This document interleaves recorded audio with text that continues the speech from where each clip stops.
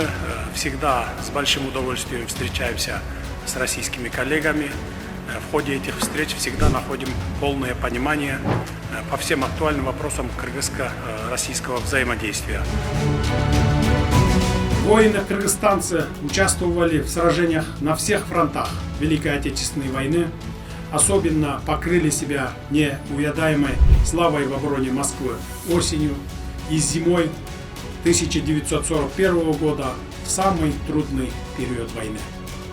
Вечная память и слава павшим в боях за Родину в Великой Отечественной войне, погибшим, но не побежденным.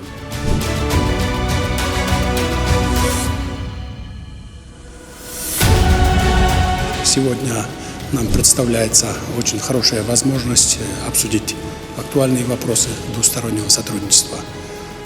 Рассчитываю, что мы будем обмениваться мнениями по дальнейшему развитию кыргызско-российского стратегического партнерства и союзничества в интересах обоих государств.